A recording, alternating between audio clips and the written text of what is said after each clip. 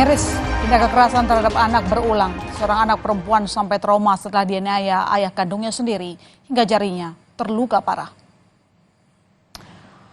Memprihatinkan saudara, rasa-rasanya semakin marak kasus kekerasan dilakukan oleh ayah kepada anak kandungnya sendiri. Ayah yang seharusnya menjadi tempat berlindung dan mengadu ketika anak menghadapi masalah, malah jadi sebaliknya. Ayah bukan lagi jadi sosok yang pantas untuk dijadikan tempat pelindungan yang penuh kasih sayang. Seperti kasus yang terjadi di Kuningan, Jawa Barat, seorang anak perempuan sampai trauma setelah dianiaya ayah kandungnya sendiri hingga jarinya mengalami luka parah. Ya, saudara, anak perempuan berusia 11 tahun ini jadi korban keganasan ayah kandungnya sendiri, Triwanto, sampai membuatnya harus dilarikan ke puskesmas untuk mendapatkan pertolongan akibat luka yang dialaminya. Kejadian berlangsung pada Minggu 17 Desember lalu. Sang ayah gelap mata dan langsung memukul hingga melukai anaknya.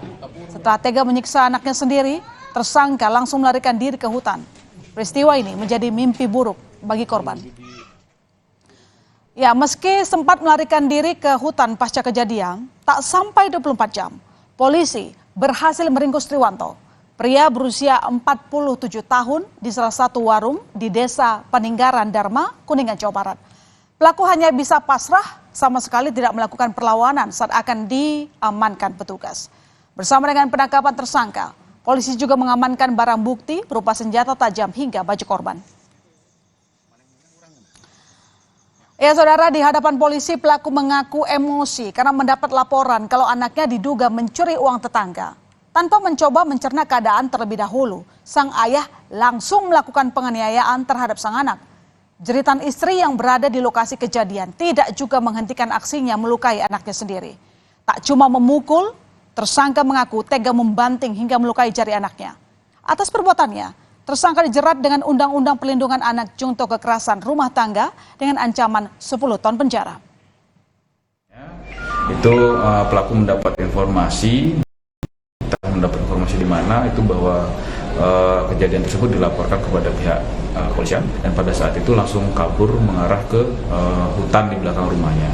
Dan pelaku memang berhasil kita amankan dari Satreskrim Polres Kuningan beserta dengan Polsek Dharma itu melaksanakan penyisiran di lokasi tersebut dan alhamdulillah pada hari Senin sekira pukul 18.00 itu kita bisa amankan di daerah Tugu Mulia. Dan saudara, ternyata tersangka selama ini memang punya watak temperamental. Dari pengakuan ibu korban, dirinya kerap menerima kekerasan dalam rumah tangga oleh tersangka.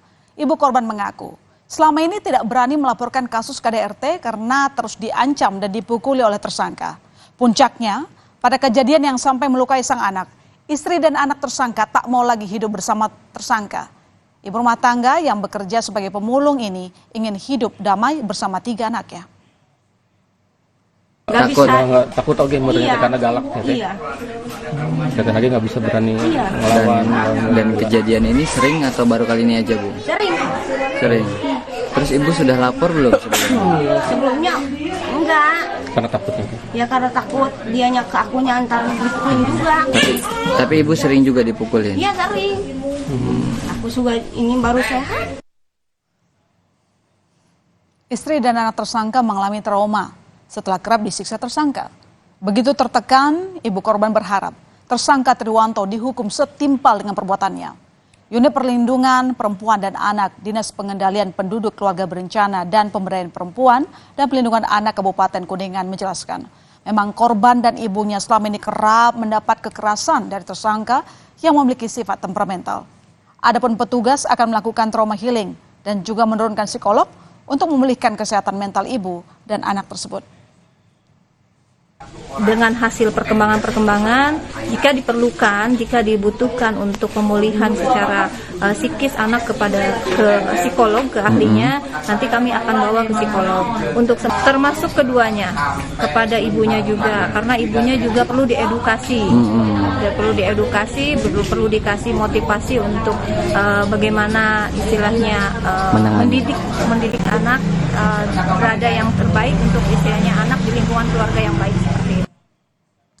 Sebelumnya, saudara, peristiwa ayah tega menganiaya anak kandung juga terjadi di Penjaringan, Jakarta Utara 13 Desember lalu.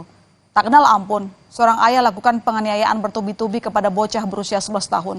Tindak kekerasan itu jelas terekam CCTV terjadi di tempat publik. Sang ayah bahkan tega membanting korban bernama Awan. Tak kuat terus-menerus dianiaya, Awan akhirnya mengembuskan nafas terakhirnya. Kekejaman Usmanto yang menyiksa anak kandungnya sendiri terekam jelas melalui CCTV. Dalam rekaman CCTV, tersangka Usmanto, pria berusia 43 tahun, berulang kali bersikap kasar kepada Awan. Tak puas hanya dengan memukul, Usmanto bahkan mengangkat tubuh kecil Awan lalu menjatuhkannya. Peristiwa ini terjadi di sebuah lorong gang rumah di kawasan Muara Baru, Penjaringan, Jakarta Utara, Rabu lalu. Sempat dibawa ke rumah sakit, tetapi Awan tak tertolong. Malu dan emosi, itulah alasan Usmanto sampai tega membanting tubuh kecil anaknya yang berakibat fatal menghilangkan nyawa Awan. Usmanto mengaku malu setelah ditegur tetangga karena kesal mendengar Awan menyerempet anak tetangga saat bermain sepeda. Tak pikir panjang, tersangka langsung menyiksa Awan.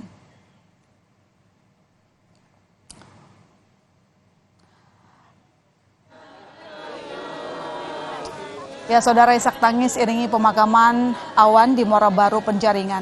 Meski berusaha tegar, Halimah, ibu Awan, tak dapat menutupi kesedihan. Tak hanya keluarga inti Awan, teman-teman bermain Awan yang hadir di pemakaman juga terpukul atas kepergian Awan. Tetangga Awan yang mengenal Awan sebagai anak yang baik juga menangis terseduh-seduh melepas kepergian bocah 11 tahun itu. Ibu korban Halimah mengaku, suaminya memang punya watak temperamental. Kondisi perekonomian yang tengah menurun menjadi salah satu pemicu tersangka jadi cepat emosi. Yang bikin mancing dia emosi mah enggak sih, cuma ya biasa aja, cuma emang agak begitu juga sih. Kalau lagi temperamen atau lagi marah itu suka over ya, suka di luar kontrol. Iya, suka di luar kontrol. Karena ada pemicunya. Yang terutama ya karena ya keadaan keuangan lah, keadaan ekonominya lah gitu sih. Kondisi keekonomian lagi kurang. Oh lagi karena kondisi keekonomian lagi kurang, lagi cepat gampang marah. Iya, gampang marah. Dan juga dia fisiknya lagi capek gitu kan. Ya, menurut keterangan tetangganya, Awan memang kerap mendapat tindakan kekerasan dari tersangka, sering dipukul. Bahkan terdapat banyak bagian luka di tubuh Awan. Meski ditanya penyebab luka oleh salah satu petugas PPSU, Awan tak pernah berterus terang. Ia hanya beralasan luka di sejumlah bagian badannya karena terjatuh. Kini saudara, Awan sudah menutup mata untuk selama-lamanya. Ia tak lagi bisa menggapai mimpinya menjadi pemadam kebakaran. Biasanya juga kalau dipukulin, habis dipukulin digendong bang, bawa ke rumah. Gak mau kejadian kayak gini. Baik dia mah siapa juga. Lebih dia tertutup sih sebenarnya. Kita yang lebih kenapa ada luka di perutnya. Oh, pernah ngelihat Pak? Ada Pak. Kebetulan ya kita ngelihat itu karena kita simpatik ke dia juga salah satu kita ngelihat kondisi perutnya yang bekas luka bakar kayak. Terus di palanya banyak bekas luka gitu. Kalau ditanya luka itu dia bilang luka apa Pak? Ya apa main jatuh gitu. Polisi akhirnya menetapkan Usmanto sebagai tersangka penganiayaan terhadap anak ketiganya Awan. Usmanto pun sudah mendekam di Polres Jakarta Utara. Usmanto harus mempertanggungjawabkan perbuatannya yang menyebabkan Awan terluka, bahkan sampai meninggal dunia. Menurut Polsek Penjaringan, Usmanto dikenal sebagai seseorang yang temperamen karena pecandu narkoba.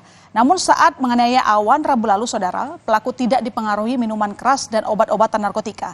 Artinya pelaku melakukan kekerasan terhadap anaknya dalam kondisi sadar. Kepada polisi, Usmanto mengaku membanting anak ketiganya itu karena emosi akibat malu ditegur tetangga.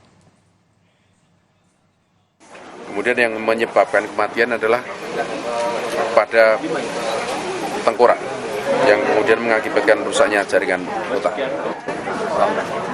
Emosi sesaat karena dia merasa malu ditegur sama tetangganya. Dua kasus tadi setidaknya kembali mengingatkan kita untuk tidak menganggap enteng kasus KDRT. Jika mengalami atau mengetahui kasus KDRT, harusnya langsung dicarikan solusi, jangan malah membiarkan. Semua pihak harus lebih responsif terhadap sinyal dan tindak KDRT, agar tidak lagi memakan korban.